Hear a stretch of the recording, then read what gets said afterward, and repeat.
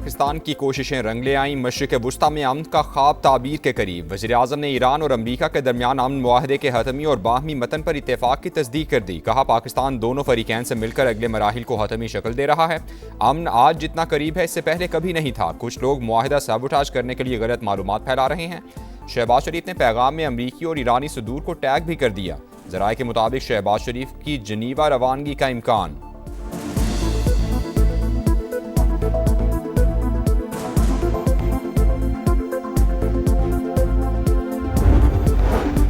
मुफाहमत की याददाश्त पर अभी दस्तखत नहीं हुए। शराइत या मतन में तब्दीलियां मुमकिन हैं। ईरानी वज़ीर ख़ारजा अब्बास अराग़ची का खिताब। कहा, अमरीकी नाकाबंदी का खात्मा और आबना होर्मुज़ को दोबारा खोलना अबूरी मुआहदे का हिस्सा है। जौहरी मसाइल पर बाद के मराहिल में बात की जाएगी। अमरीका के साथ जंग के बाद ईरान ज़्यादा मजबूत होकर उभरा है। किसी दबाव के सामने नहीं झुकेंगे। धमकियों का सिलसिला बंद होना चाहिए।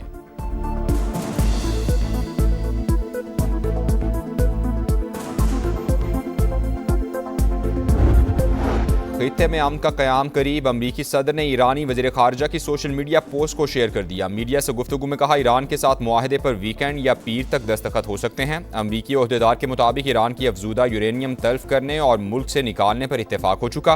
ईरान ने मुआहदे की पासदारी की तो मुआशी फ़वाइद मिलेंगे।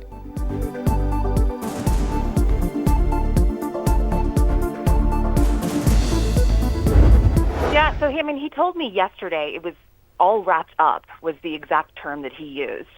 He really felt confident this time that a deal was close. And what I learned from officials just now was that what's really making this time stand out is that we actually have a physical piece of paper that, according to my sources, will be called the Islamabad Memorandum of Understanding. सदर Trump ने कल बताया कि deal के बहुत करीब हैं। इस्लामाबाद मुफाहमत की याददाश्त पहले से बहुत मुख्तलिफ है। बहुत से मामलात MOU का हिस्सा 60 रोज़ में तफसीलात तय होंगी। अमरीकी सहाफ़ी कैटलिन डॉम्बास का समा को खुसूसी इंटरव्यू। बताया, अमरीका ठोस इक़दामात चाहता है। ईरान के लिए रियायतें भी डील में शामिल हैं।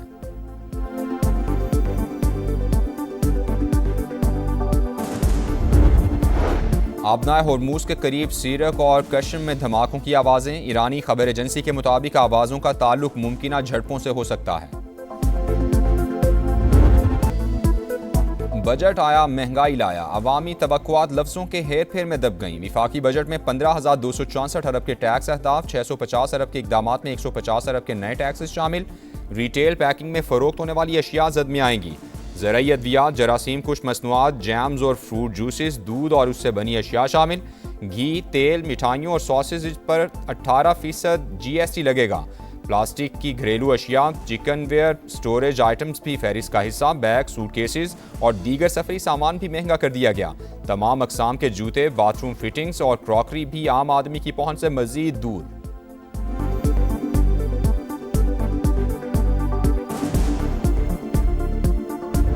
महंगाई की वजह से तनख्वाहदार तबके की मुश्किलात में इजाफा हुआ है, जिसका हमें इदराक है। सरकारी मुलाजमीन की तनख्वाहों में 7% इजाफा किया जा रहा है और रिटायर्ड मुलाजमीन की पेंशन में भी 7% इजाफे करने की तजवीज़ है। इसी तरह कम से कम तनख्वाह तो मिनिमम वेज में 10% इजाफा करने की तजवीज़ है। हुकूमत ने आमदनी की 4 स्लैब के तनख्वाहदार अफराद को रिलीफ फराहम करने का फैसला किया है।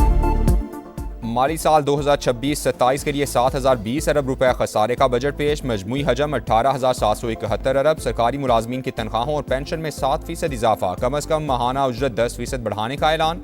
इनकम टैक्स स्लैब्स की तादाद 6 से बढ़ाकर 8 कर दी गई। सालाना 6 लाख रुपए आमदन टैक्स फ्री करार। 6 से 12 लाख रुपए कमाने वालों को 1% टैक्स देना होगा। सालाना 22 से 32 लाख आमदन पर टैक्स वसूली की शरह 23 से कम करके 20 कर दी गई। सालाना 32 से 41 लाख रुपए कमाने वालों से 30 के बजाय 25% टैक्स लिया जाएगा। 41 से 56 लाख रुपए कमाई पर 35 के बजाय 29% टैक्स लिया जाएगा। 56 से 70 लाख इनकम पर टैक्स की शरह 35 के बजाय 32% होगी। 50 करोड़ से ज़ायद सालाना आमदन पर सुपर टैक्स की शरह 10 से कम करके 8% कर दी गई। 15 से 50 करोड़ सालाना आमदन पर सुपर टैक्स नहीं लगेगा। वज़ीर ख़जाना की तकरीर के दौरान अपोजिशन का शोर शराबा। बजट की कॉपीज फाड़ दी। नामंजूर नामंजूर के नारे। स्पीकर डाइस का घेराव भी किया।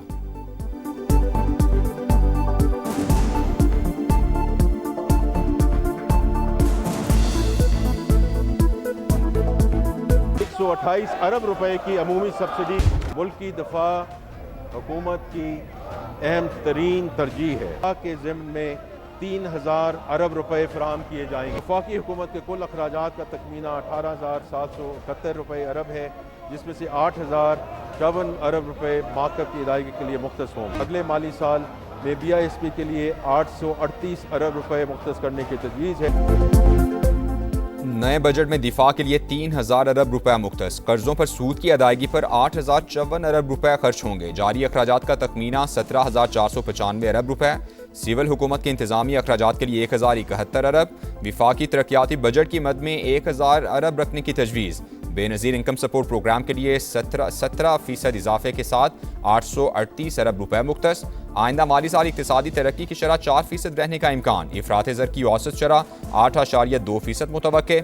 बजट खसारा GDP का 3.6% और प्राइमरी सरप्लस 2% होगा।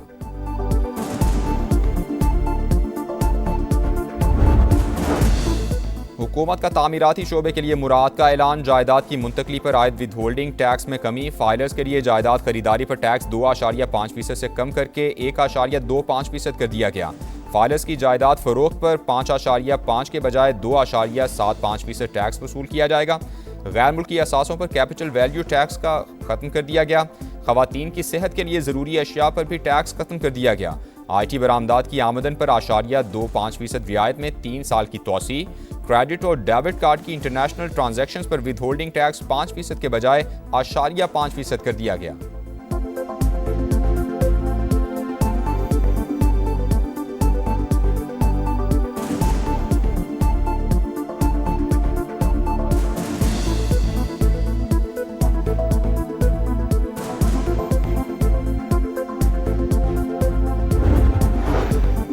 विफाकी तरक्याती प्रोग्राम में शाहराहों, रेल और बंदरगाहों की तरक्की तरजीहात करार। नकल व हमल के ढांचे की बेहतरी के लिए 365 अरब रुपए मुख्तस। कराची चमन शाहराह N25 को 2 रोया करने के लिए 100 अरब रुपए खर्च होंगे।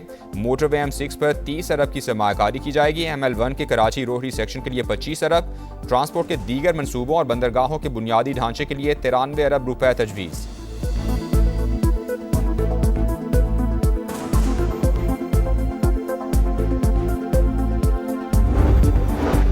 विफाकी हुकूमत और चारों सूबों के दरमियान बड़े फार्मूले पर इत्तेफाक। सूबे विफाक को 1,914 अरब की ग्रांट देंगे। मुआहिदा सूबाई हुकूमतों के आइनी हुकूक मुतासिर किए बगैर तय। कौमी तकाज़ों के लिए विफाक और सूबों में वसाइल 13,350 अरब रुपए के रेवन्यू की बुनियाद पर तकसीम होंगे। अगले माली साल 15,264 अरब रुपए टैक्स रेवन्यू हासिल होगा। इजाफी रकम ग्रांट्स की शक्ल में विफाकी हुकूमत के लिए दस्तियाब होगी। विफाकी काबिल तकसीम महासिल में सूबाई हुकूमतों का हिस्सा 7वें NFC अवार्ड के मुताबिक रहेगा।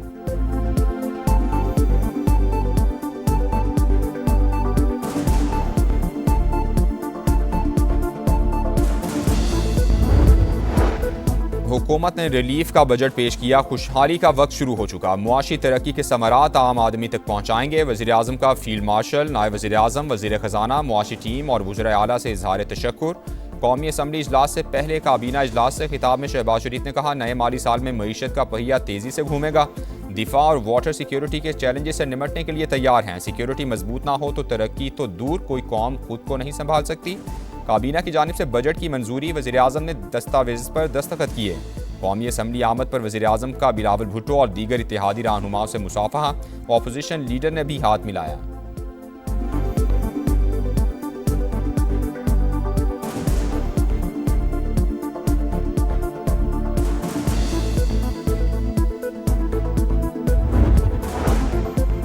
वज़ीर आज़म का हुकूमत की मालियाती टीम को कामयाब बजट पेश करने पर खिराज तहसीन। बजट की तैयारी और पेश करने पर मुआशी टीम की काविशों को सराहा। कहा, मौजूदा हालात में बजट की तैयारी पूरी टीम की अंत तक मेहनत और बाहमी ताउन का नतीजा है।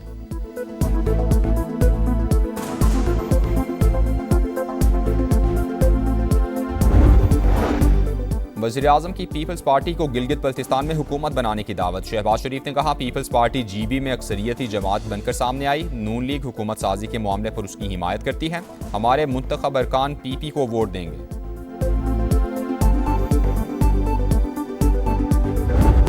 मुत्तहदा अरब इमारात ने ईरान को फंड्स मुंतकिल करने की खबरें मुस्तरद कर दी। UAE हुकाम के मुताबिक ईरान के मुंजमद असासे जारी या मुंतकिल नहीं किए गए। ईरानी फंड्स की मुंतकली का दावा बेबुनियाद है। हुकूमत का पेट्रोल 4 रुपये और डीजल 2 रुपये लीटर सस्ता करने का ऐलान। पेट्रोल की नई कीमत 373 रुपये 78 पैसे फी लीटर मुकर्रर। हाई स्पीड डीजल के नर्ख 378 रुपये 78 पैसे हो गए। नई कीमतों का इतलाक हो गया।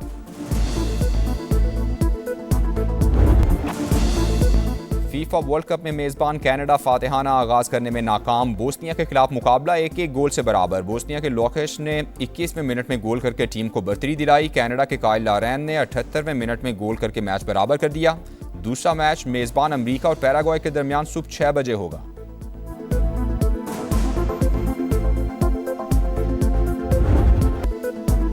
जगमगाते स्टेज पर झिलमिलाते सितारे, हल्ला गुल्ला और मौज मस्ती, हर रंग की अपनी तरंग। फुटबॉल वर्ल्ड कप के संग मेगा इवेंट की दूसरी इफ्तिताही तकरीब। मैक्सिको के बाद टोरंटो में रौनकों भरा मेला। नामवर गुलकारों ने आवाज़ और म्यूजिक से सहर तारी कर दिया। नोरा फतेही की सुपरहिट परफॉर्मेंस, शायकीन झूम उठे। इवेंट की तीसरी तकरीब चंद घंटों बाद लॉस एंजल्स में होगी।